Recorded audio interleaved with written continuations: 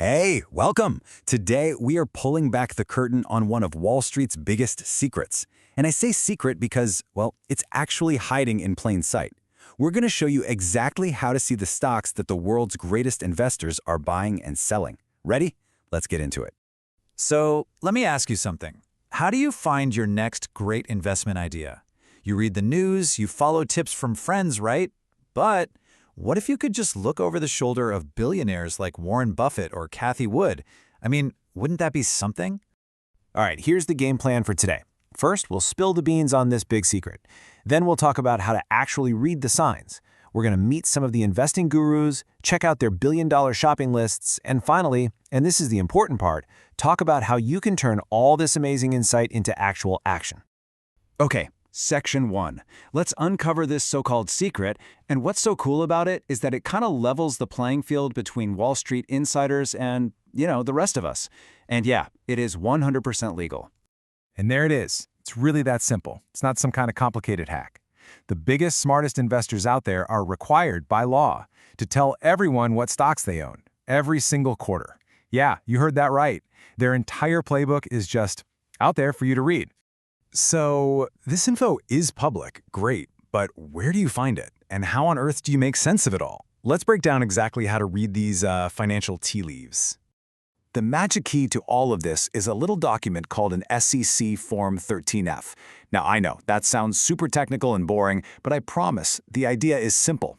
If you're a major investment manager and you're handling more than $100 million, you have to file this form. It's basically a list of what you own. So the process is pretty straightforward. A huge fund, makes its moves in the market. Then, at the end of the quarter, they file their paperwork with the government. That data gets released to the public, and boom, just like that, you get this incredibly powerful snapshot of what the smartest money on Wall Street is up to. All right, now for the really fun part. Who are these investors we get to follow? We are talking about absolute legends, people who've built entire empires with their investing genius. So let's meet a few of them. And of course, we have to start with the one and only Warren Buffett, the Oracle of Omaha. He is famous for his whole value investing philosophy, finding really solid, stable companies and then just holding on to them for years, sometimes even decades. And his portfolio just screams his strategy. His fund, Berkshire Hathaway, is a monster at $281 billion, but look at his top three holdings: Apple, American Express, and Bank of America. These are household names, right? They're the bedrock of the American economy. No crazy bets here, just steady, massive, long-term value. Now, let's do a complete 180. On the total opposite end of the spectrum, you've got Cathie Wood. She is all about finding the next big thing. She invests in what she calls disruptive innovation. Think things like AI, robotics, gene editing, all the futuristic stuff. And her fund, ARK Invest, is a perfect reflection of that. Just look at her top holdings: Tesla, Shopify, Roku. These are the high-growth, tech-centric companies trying to completely change the world.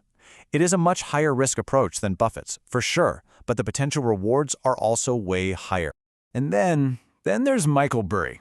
You probably know that name from the book and the movie The Big Short.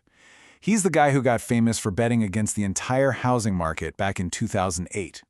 He's a true contrarian, which means he's always looking for value where literally nobody else is.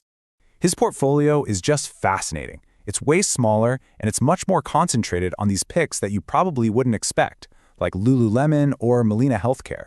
It just goes to show, this is a guy who's looking for very, very specific opportunities that are flying under everyone else's radar.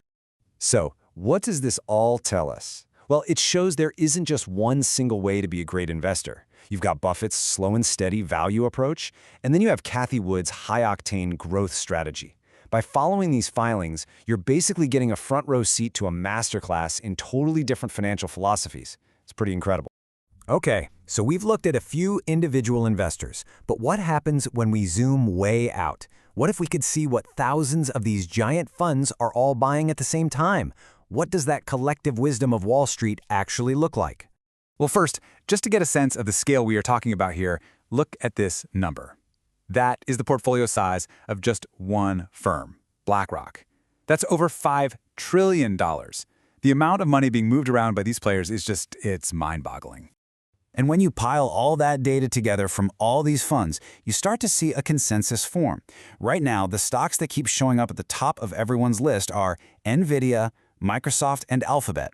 This tells you there's enormous institutional belief behind these tech giants, probably because of the whole boom in artificial intelligence and cloud computing. And the who's who of popular stocks continues with the other big names you'd expect. You see Apple, Amazon, Meta, Tesla, and Taiwan Semiconductor showing up over and over and over again. This right here, this is the billion-dollar shopping list. These are the stocks that the biggest funds in the world are placing their bets on. So we've seen the data, we've met the players, we've peeked at the shopping list. Now we get to the most important question of all. What do you actually do with this information? Okay, before we go any further, this part is absolutely critical. I need you to hear this.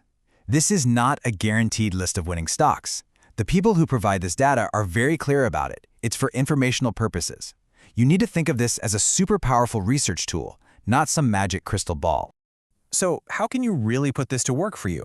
Well, you can use it to spark new ideas for investments you hadn't thought of. You can use it to see if the pros agree with research you've already done. Or you can just use it to get a feel for the overall mood of the market. But the most important thing to remember is this. This data is the starting point of your research, not the end. So the information is out there. It's accessible to anyone who knows where to look. The greatest investors in the world have to show you their hand every single quarter. They've laid their cards on the table. The only question left is, what's your next move going to be?